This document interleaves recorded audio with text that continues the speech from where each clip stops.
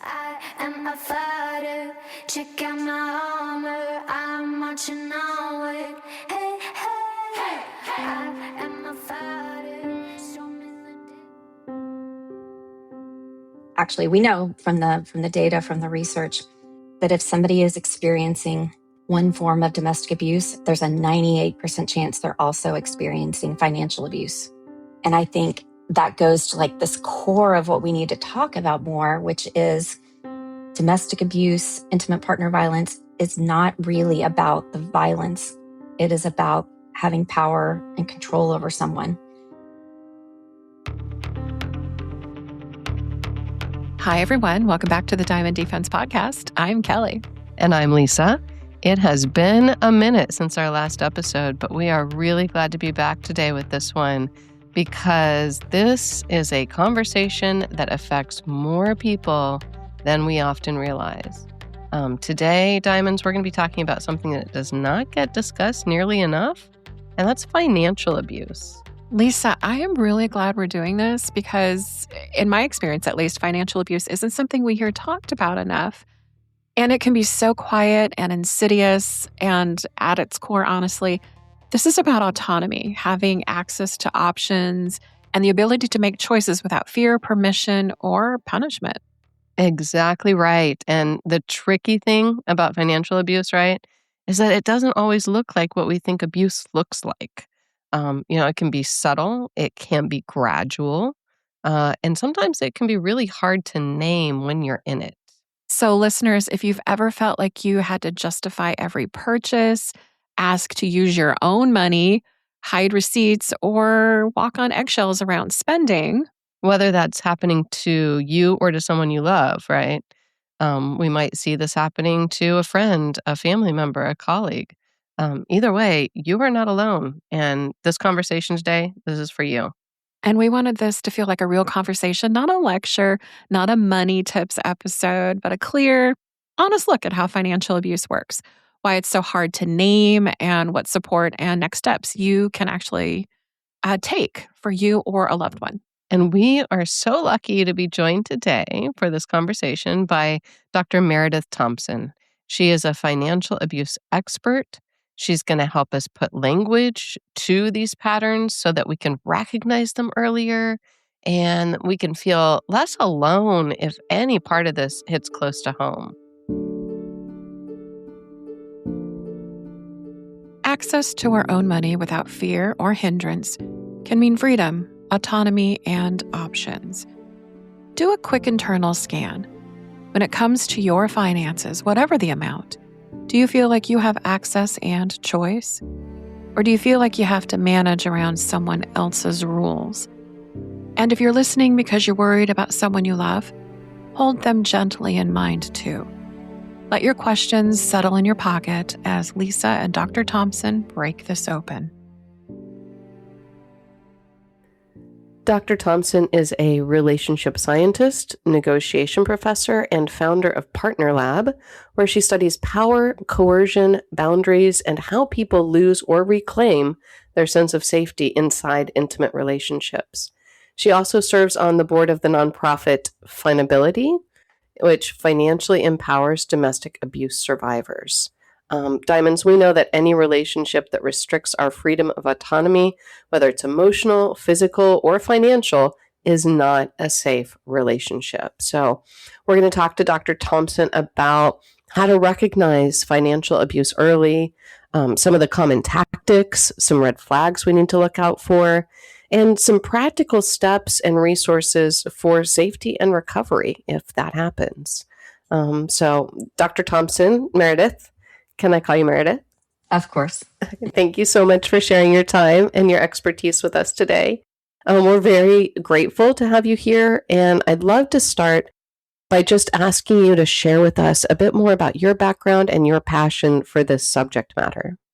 Sure. So I think of myself as a social psychologist by training to some degree. I've got a PhD in organizational behavior. I teach negotiations, a lot of social psychology there. And in interactions between people have fascinated me since I've been probably in high school, maybe even before that. And I've had a number of people close to me who have been in abusive or controlling relationships. And a lot of times, the thing that I think most people would not necessarily predict is that you can be a super smart, badass person, woman, and find yourself in that kind of relationship. Yeah. And that's for a bunch of different reasons that we can talk about. But a few years ago, I was asked to be on the board of FinAbility, which, as you noted, is a nonprofit, a young nonprofit that financially empowers abuse survivors. And That's getting so to awesome. hear, oh my gosh, they are doing such important. I'm not a believer anymore, but I consider them. They're doing sacred work, and they're doing a lot of it more one-on-one in Oregon, by just kind of a constraint or a parameter that one of their funders wants them to focus on that, but then more broadly, online education for abuse survivors, and just doing such important work. And I think I went through a divorce about 10 years ago.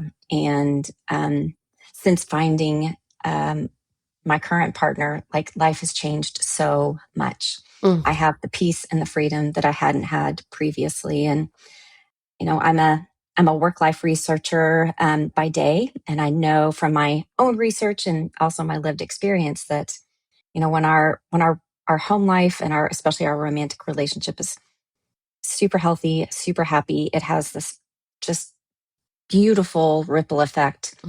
It affects our work, it affects our parenting, it affects our friendships, everything. But then also, the flip side of it, unfortunately, is also true. If we're not in a safe relationship, that has a ripple effect.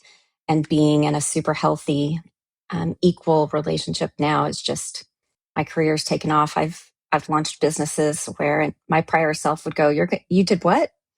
And so it's really it is something I'm passionate about, because I know from the research what happens, but I also know from lived experience that if we're in a super healthy relationship, it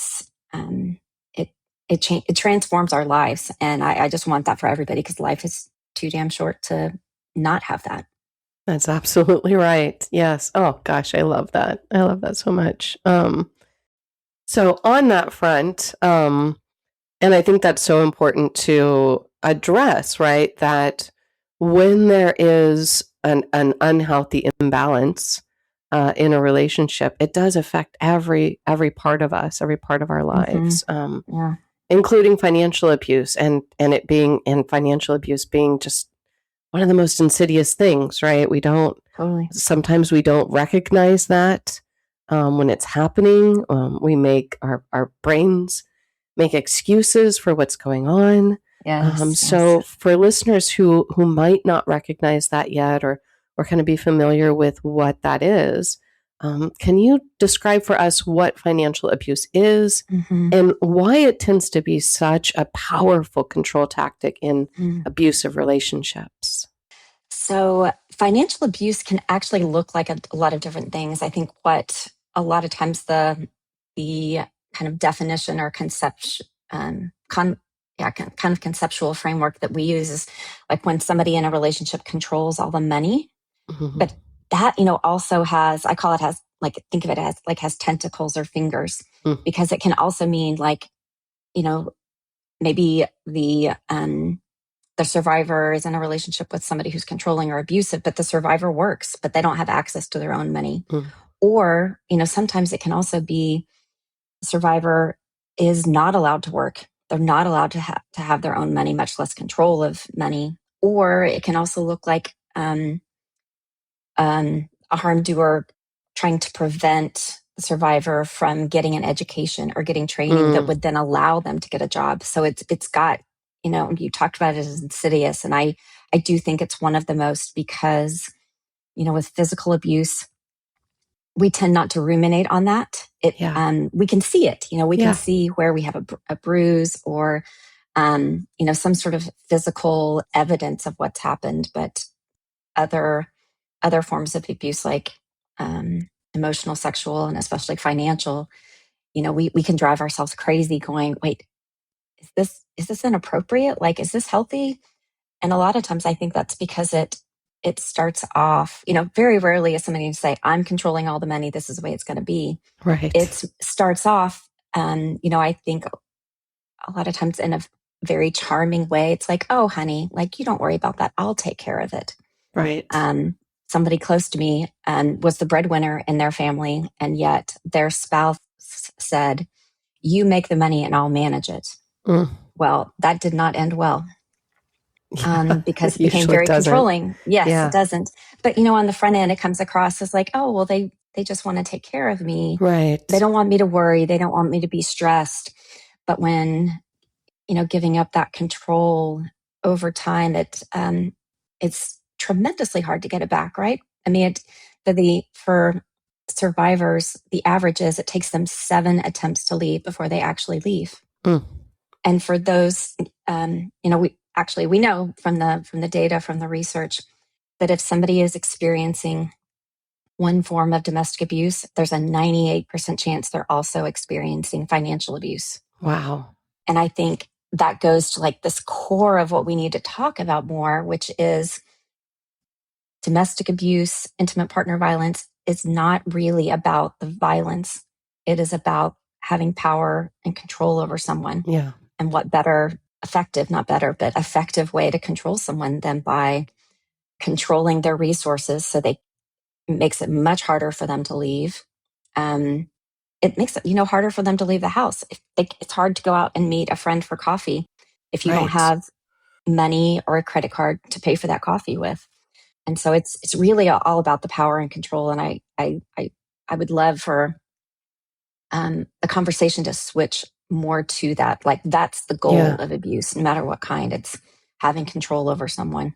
That lack of autonomy, right? Yes, whether it's absolutely bodily, financially, whatever it is. If you are not free to do what you want to do when you want to do it, even with your money. Yeah. Right. Yeah. Can you talk about some of those maybe sort of subtle early warning signs or red flags that, we talk about it being insidious, that it's just like physical abuse, right? They don't punch you in the face on the first date. Right. There's that sort of slow walk into gaining control. Yeah. Can you talk about some of those maybe early signs that folks maybe often miss? Well, I do think one of them is that when a partner says, well, I'll control this, or not control, I'll worry about this, you don't worry about it. They want to, quote, save you the stress.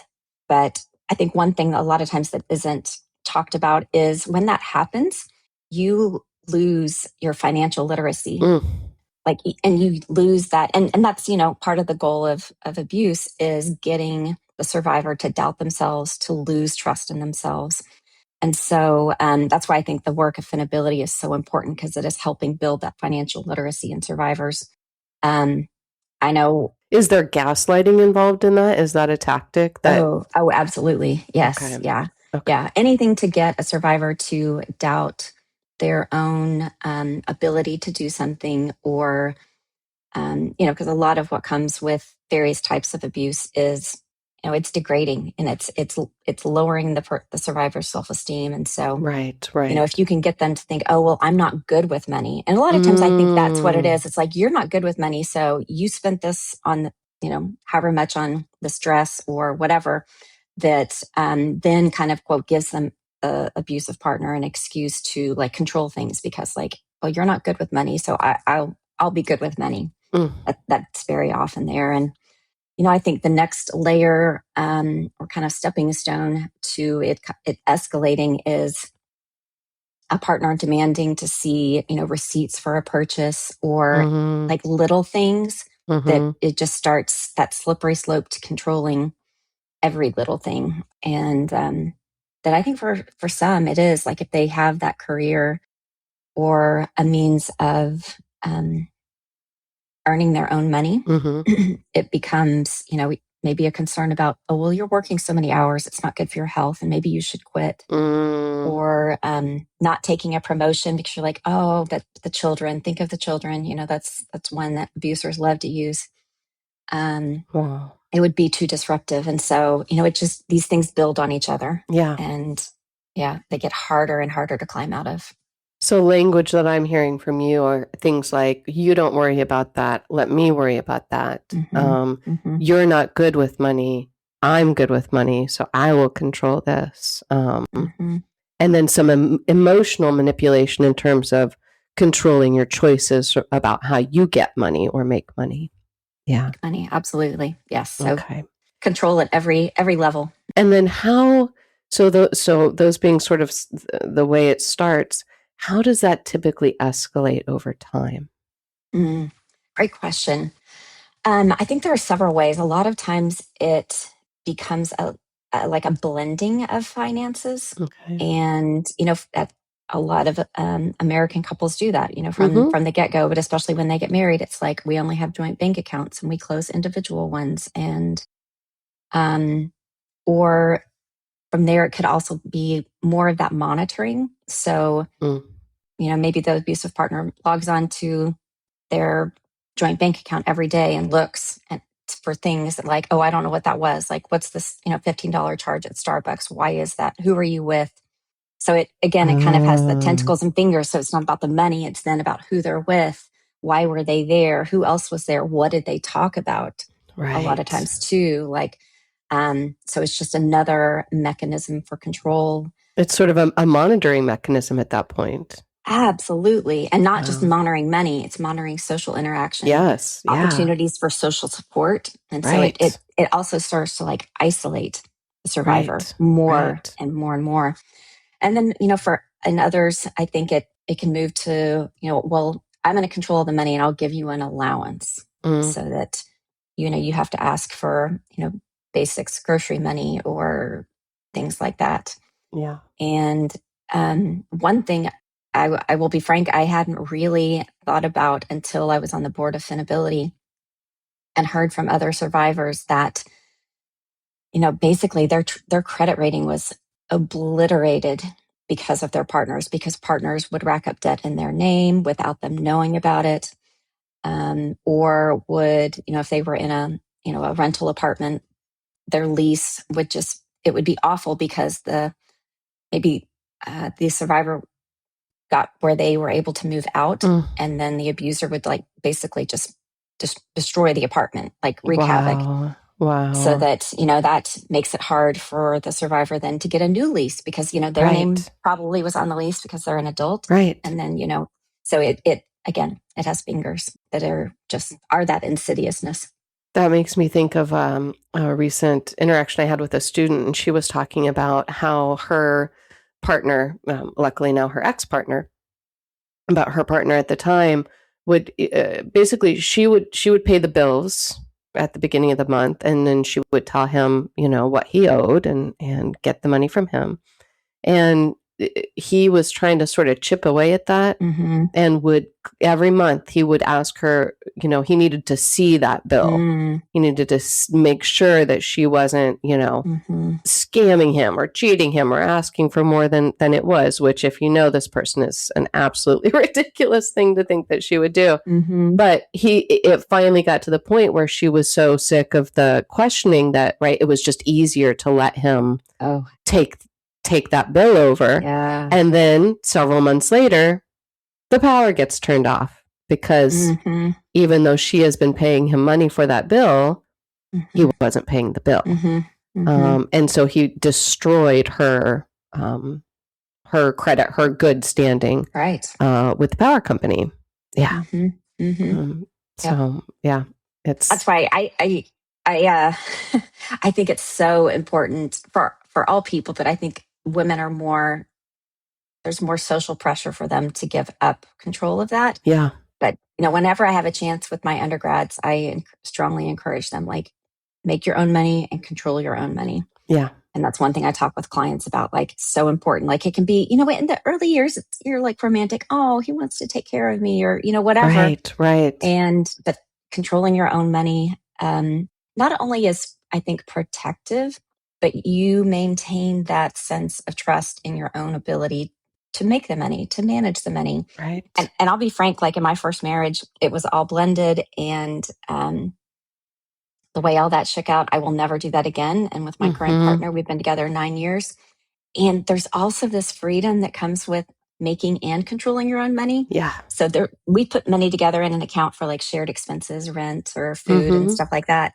But then like when I spend more money getting my hair cut and colored than I want to admit to anybody on this planet. But like it comes out of my account. But that's your choice. Yes. I know that's my choice. And so it's like I don't have to explain. Or when he wants to go get, like, he'll go get a new tennis racket and I don't care what he spends on it. Yeah. It's not my money. You don't need to see that. An ungodly amount of money on a tennis racket. He can do that. Yes. And so, it also I think that too, that can be a way to cut down on conflict in a relationship. Yeah. Because the 3 things that couples fight about are parenting, sex, and money. Wow. And if you can take the money part out, yeehaw. Right.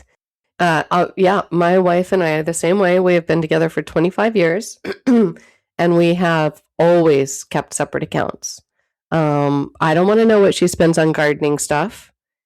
And she doesn't want to know what I spend on anything, because like you said, when you preserve that autonomy for yourself and for each other, there's something psychological that does in terms of feeling that freedom in the relationship, right? Absolutely. And so in terms of the flip side, where we have abusive relationships, can you talk a little bit about how financial abuse intersects with those other forms of abuse, like emotional abuse, coercive control, sexual coercion, that sort of stuff? Yeah. Yes. All these things really overlap with each other a lot. If there's one form of abuse, the data say that there's likely others and maybe all the others kind of going on in the relationship at the same time. So I think the gaslighting is definitely there, like saying, well, you're bad with money, so, let me control it. Or you're too busy or you're too distracted, I'm going to do this. So giving some sort of excuse that maybe at the time they're like, really? Yeah.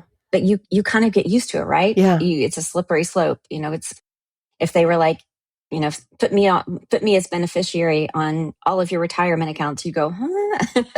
But it's slippery. And so, or just saying, you're not responsible enough to do this and I'm going to take it over. I think that kind of gaslighting. Yeah. I have a friend who's like me, is a business professor and found herself in a similar situation. She's like, I'm a business professor. I shouldn't, how did I let this happen? Right. But it is that gaslighting, right? It's like, and whether it's under the form of you're not responsible or I'm going to help you, I'm going to take care of this so you don't have to worry about it.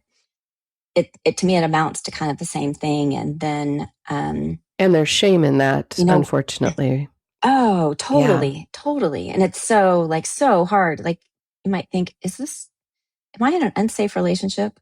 But, a lot of people don't want to talk about that with their friends, right? Because it is. There's so much shame that comes with it, which then makes it harder to leave or harder to get out of the situation. But I think sexual abuse or coercion super often is a part of that, because I listened to some content just in the last few days that said something about, women are still the gatekeepers of sex. But I think when you're in an abusive relationship, people can use money as a bargaining chip for compliance related to sex, or, whether that's just an actual sexual act or whether it's something more, outside of that, that's, well, I have access to the money. And so, I want you to sleep with this person, or I'm bringing a third person into our relationship, or I want to take these pictures of you. There's so many things there that can, that is still, it's all about the control. Yeah. And taking away somebody's self-trust and autonomy. And so, I think those two in particular are, really important.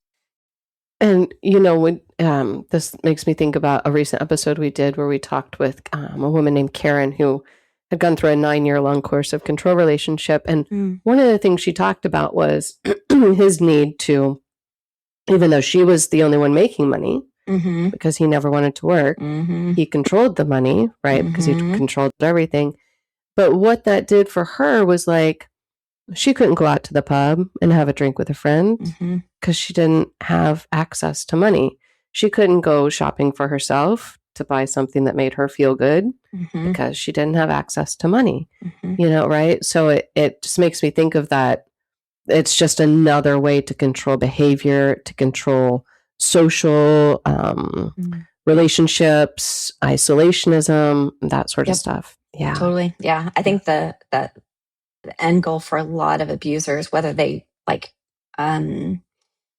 are rationally aware of it or not, is that isolation. Somebody is much, much easier to control if they don't have a support network, if they don't have friends. Like if you can isolate them, it makes the abuser's job much easier. Yeah, because nobody's there to say, hey, what that person is doing is not correct, and it's not safe, and you need to get out of that. Yeah. Yes, absolutely. Mm-hmm. So if we or someone that we love suspect that they are being financially controlled in some way, shape, or form, what do you have recommendations for sort of safe first steps that they can take to either A, kind of determine if that's the case, and then B, start to try and get some autonomy back? So I think one of the first steps is information gathering. Okay. And, in some situations, this is easier than others, but like taking thoughtful steps to know where the money is. And so that may mean taking photos of tax returns. So if it's a couple and they're filing joint returns, like they're going to have to sign. So, can you get a picture of that? Nice. Bank statements, investment logins. So trying to get a sense of where the money is, especially for, generally speaking, the research is not optimistic or encouraging about abusive partners being rehabilitated. Okay. And so getting some of these pieces of information so that when maybe somebody does to go talk to a divorce attorney, like, help me understand the situation. They can share some of that. And so, yes, the first step, I would say, information gathering. Information. Yep. Okay. Yep. Gotcha. And, recognizing that doing so can be risky. And so being very strategic about when and how they do it. I know I have a friend who would document her abusive, at that time, partner's behavior and then send it in like a text to her sister and then immediately delete it. Oh, nice. And so that may be one thing to think about, is like, you get it, but you may not want to hold on to it, because if your partner finds like you've been collecting this information, it could be, physically unsafe for them. And so figuring out who might be a safe space that they could share these things with. Yeah. In our last episode, we spoke with a woman named Tiffany who was in a situation where everything was being monitored. Text, phone, emails, Facebook, everything. So she created a separate email account that she didn't share with him, that he didn't know about at all. And because she got to the point, right, in the relationship where she realized, I think that I'm being controlled. And so that's where she would send things, and she would hold things. So having an account, maybe an email account they don't know about, or finding that safe person. And if we feel like maybe somebody that we know or love is being financially controlled, very gently offering to be that safe space for them, I think would be something to do, right? Yeah, okay. Absolutely. And I think what you noted there is, the safe space, but and I think the next step after gathering information is figuring out your exit plan and how to make that safe. We know that the most dangerous point in a woman's life is when she notifies a male partner that she's ending the relationship. Yeah. And how to go about that safely, not doing it face to face, or having maybe a male friend or a male family member with her when she does that. Okay. And so just thinking about their physical safety first before they do any leaving or changing passwords or confronting the partner about, like, hey, you've been controlling me. Gotcha. Just know that can be very physically risky. And so taking steps to hopefully stay safe and mitigate the risk there. And two, if they can recognize, well, yeah, I've been financially abused, and I can recognize that I've also been being physically abused, then to me, that is the point at which you need a team to help you get out. And so contacting a domestic abuse shelter, getting a team to help you, like that has done this with, thousands of people, help them develop a very specific plan, I think is super important. It can feel overwhelming because it is an unsafe situation, but it can also be super empowering to have that team there walking you through it. They've helped tons of people do it before. They can help you. I think that's incredibly important to do as well. So the idea of getting yourself safe first, and then sort of dealing with the repercussions of all of that financial stuff and getting that sorted out. Yeah, absolutely. Is there anything that you would recommend that we might need to do before getting ourselves safe while we're still in the relationship to kind of set ourselves up for more success in the leaving, that kind of not tipping off the partner sort of thing? Yeah. I think from a financial standpoint, I think I'm hoping I'm remembering the numbers right here, that the average survivor has access to, I think, like between $400 and $700 that they leave a relationship with, which does not get you very far. Right. But starting to have something, and so, sometimes that, if they have a debit card and they use that at the grocery store, getting cash back each time and sloshing away that cash. That's a great idea. So then it just says, Safeway instead of something else. One of the individuals I worked with when I was on the board of FinAbility talked about how they would pay give a check to the person who cut their hair and pay them double. And then the hairdresser would give them, 50% of it back in cash. Wow. And she would do the same thing with, they had a housekeeper. Her husband was a doctor.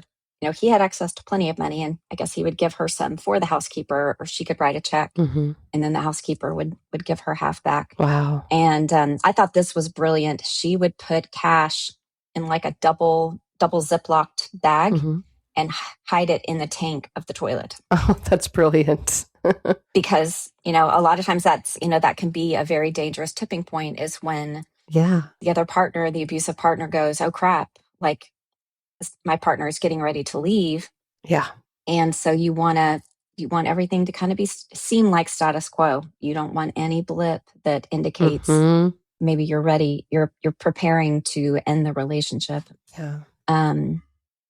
Sometimes I think people also another option is to use like a friend's account to kind of squirrel away small amounts that aren't tied to like a traditional account that they're sharing.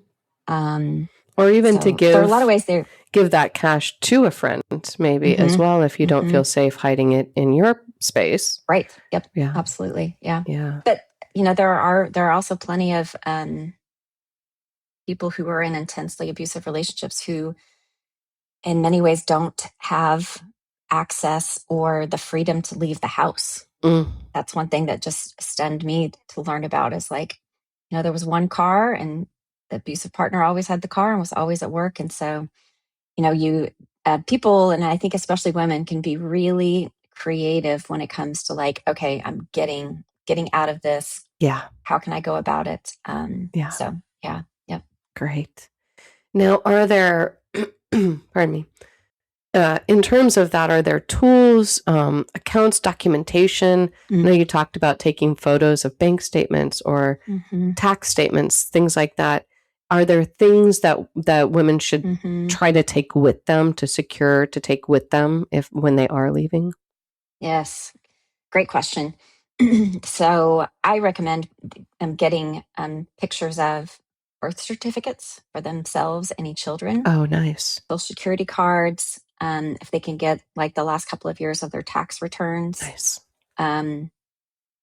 Maybe upload those to like a password protective cloud drive, or putting them somewhere. Maybe it's emailing themselves to a private account or a private email account.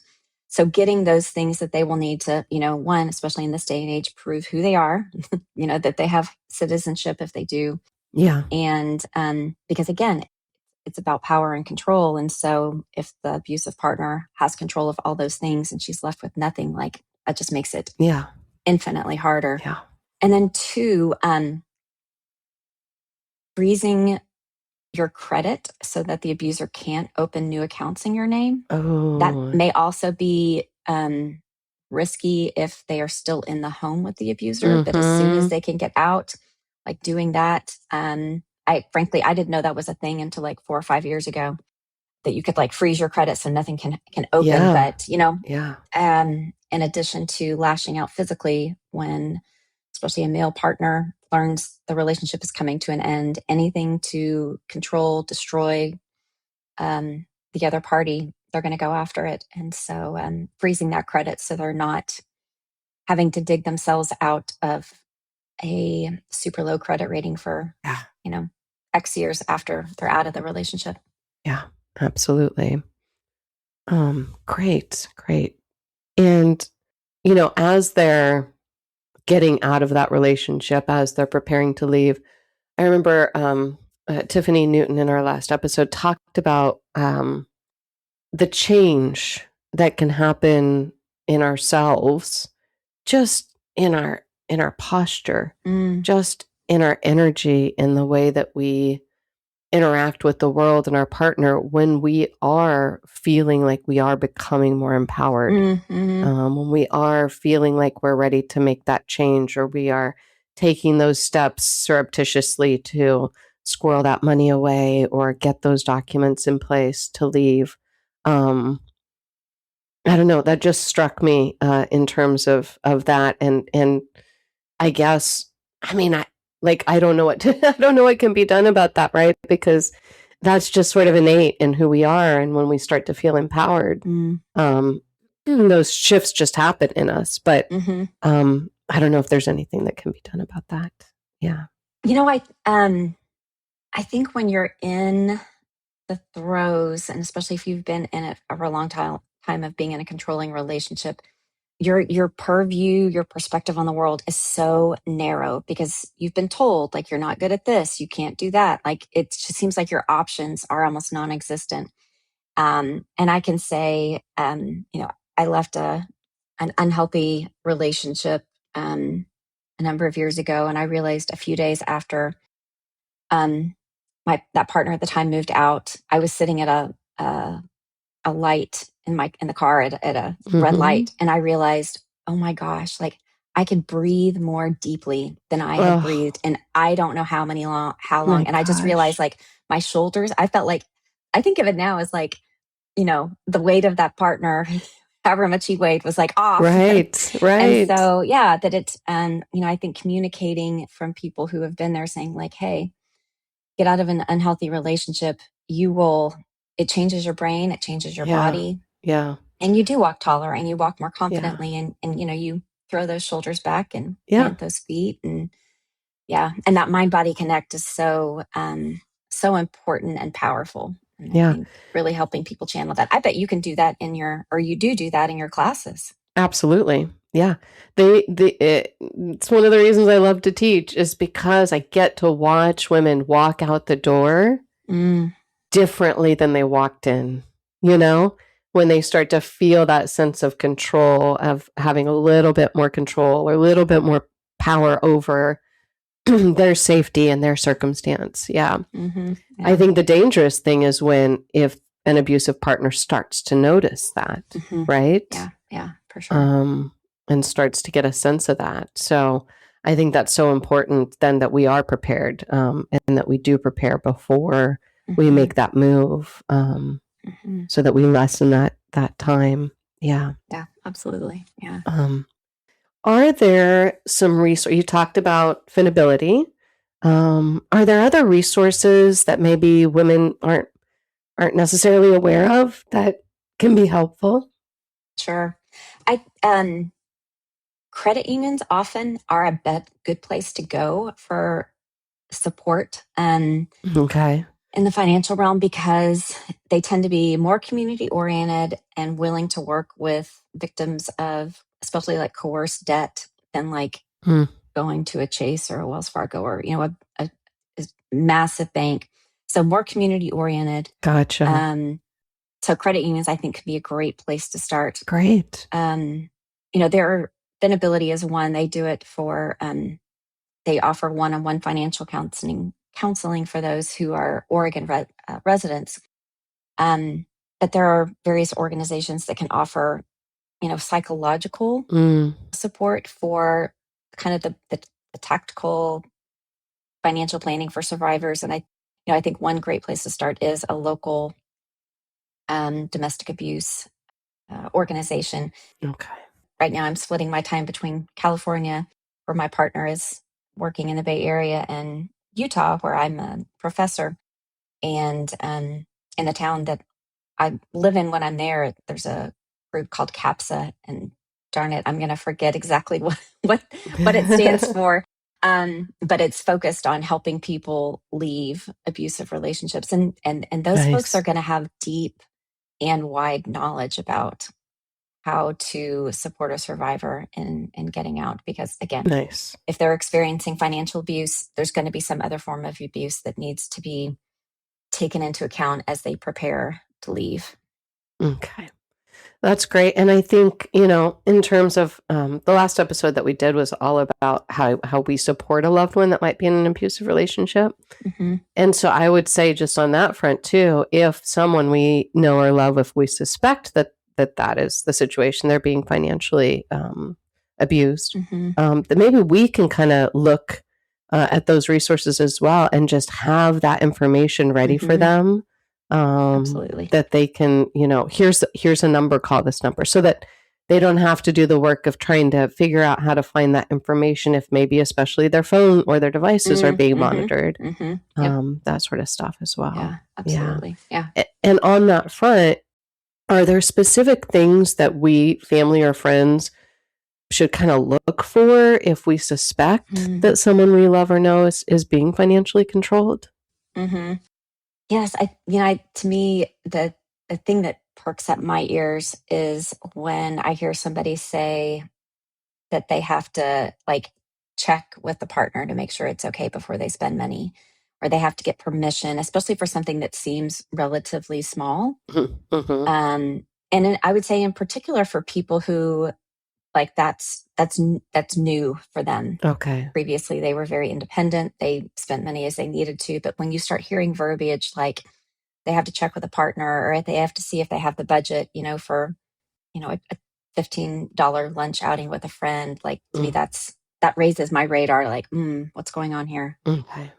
Yeah. And I think too, one way they can kind of help is to, offer to pay for things directly or give gifts that might be resources that the survivor can use, like a prepaid phone card or a gift card for gas, things like that kind of they can use as a resource that flies hopefully under the radar of the abusive partner. Giving things like that can be helpful, just very practically helpful. Yeah. Yeah. Oh, I love that. That's great. That's great. So because, this isn't talked about as much as it should be, I think, I'm so grateful for your time and to have this conversation where we can put voice to these issues. What, in terms of how society handles financial abuse and sort of the mentality around that, are there changes that you would like to see? Oh, this is a great question. I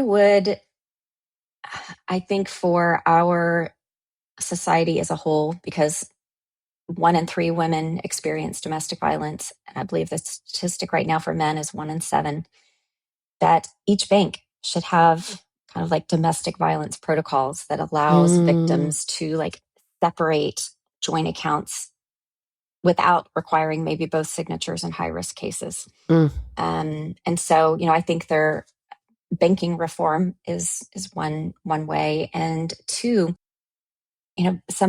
lots of people can be absolutely ruined financially for years because of coerced debt. And so legislation around allowing survivors to clear that debt that was taken out under duress or without their knowledge or by identity theft. Yeah. I came in contact with a number of people in my work with FinAbility that experienced that. And it is, from what they shared, it seems like it is next to impossible to get that debt removed from their name. They're stuck with it. And so they're paying it back. And frankly, I can't imagine making payments on a debt that I didn't take out, but an abusive partner did for months and months. Like every month, that would be so bad for that survivor's mental and physical well-being. Right. And so doing something about coerced debt, I think could be supremely impactful. Because that's just a continuation of the abuse, right? Right. Then yes. you still feel like you're being abused when you're doing that. Yeah. Absolutely. Yeah. Yes. Yeah. So we know a lot of abusers or survivors experience, this is also new to me working with FinAbility, legal abuse. And so it's even after the divorce is done, the abuser creates problems with the children and parental alienation. Or I have a friend, her ex-husband has called the cops on her for like stupid crap that nobody would call the cops on, just to like make her life difficult. Wow. And so, things like that, yes, being aware that just because they leave doesn't mean the abuse actually ends, stops. Which is just, and to me, infuriating, but it is part of the situation. It's all infuriating. Yeah. Unfortunately. Yes, it is. But like you think you like, oh, I'm out, I'm done. And you're like, oh, and crap, then, I'm not. Yep. Yeah. So lastly, I think I'd just love to hear you talk about something that you wish women did understand about money and personal safety. If someone's feeling stuck right now, what would you want them to hear or understand? I think the first thing I would want them to hear and like really internalize is you're not bad with money. You have just been denied the tools and the access to manage it. And your current situation is not a personal failure. It's a strategic limitation that you didn't necessarily choose. When I went through my divorce, my mantra to myself when things were difficult and frustrating was peace and freedom, peace and freedom. That's what I would say like out loud to myself, because that's what I was working towards. And so recognizing that peace and freedom is built $1 at a time. It's not going to come in like big ocean wave rush, right? Because you're going to have to take steps after you're out of the relationship to rebuild that trust with yourself. And that self-trust to like, oh, I can make financial decisions. I can manage my monthly budget, to rebuild that. Just unfortunately, it doesn't come back all at once. It comes back. I think about it as $1 at a time. I love that. $1 at a time. $1 at a time. Yeah. And so, and that they don't have to go through it alone. Like there are more, I think, organizations and people out there that are willing to help and kind of, I think about it as helping or holding a flashlight while we find our way out of like this murky, dark hole that we are finding ourselves in. Yeah. And so, that we didn't dig for ourselves, that somebody else dug for us. Yeah. Yes, exactly. Yeah. Yes. Yeah. And so taking back that power $1 at a time, I think is deeply impactful just for how we think about ourselves and how we see our potential or our future self. Yeah. That's really powerful. Merideth, Dr. Thompson, thank you so much for sharing all of that with us. There's so much more here to unpack, I think, but maybe we can talk again. Would love that. Excellent. But this has been fantastic. Thank you so much for your expertise. Thank you so much for the great work that you do around this subject matter and for the steps I know that you take to help empower women and help get them out of these relationships. And congratulations on your own journey and coming into a healthy, beautiful relationship. Love that. I want that for all of us. Yes, that's absolutely fantastic. Same. So thank you so much for being here today. We're so grateful for you. Oh, thank you, Lisa. This has been a treat. Wow, Lisa, that was such a great conversation with Merideth, and I'm really grateful we covered this topic. Me too. her insights and her ability to just make all of that super accessible and like actionable for folks was just amazing. And I'm going to say, I think what hit me the most during that conversation is like how quiet financial abuse can be, right? Like it doesn't always look dramatic from the outside. It's like Meredith said, you can't see the bruises of that. But my God, it can absolutely change the shape of someone's life. Yes, absolutely. And I just want to say, if anything in this episode made you pause, listeners, if you felt that little internal, wait, oh no, please take that seriously. You're not being dramatic. You're not being bad with money. You might just be noticing a pattern that you need to pay attention to. Yeah, and you don't have to figure it out all today, right? Sometimes the first step to it is just naming it, or even just letting yourself consider, like, hey, this doesn't feel okay.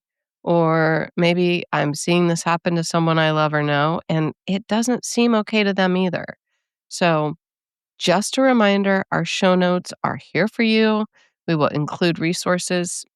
If you're not sure what to do next, just take one small step. Save the resources. Write down what resonated, especially before you go away from this episode and life gets in the way and we forget. If something sort of piqued you today, if something resonated with you, just write that down somewhere safe, somewhere private, so that you can kind of, as you process, you can kind of go back to that. And another option is if you have a trusted person in your life, a girlfriend, a family member, what have you, that you just kind of want to talk to about it and say like, hey, I listened to this episode. Like, I think that something is resonating with me on this. Can we talk about this? That's a really great thing to do as well. So you get somebody else invested too. Um, just one step is still movement, is still action. So don't think you have to figure it all out today. You just name it. Yes, name it, name it, name it.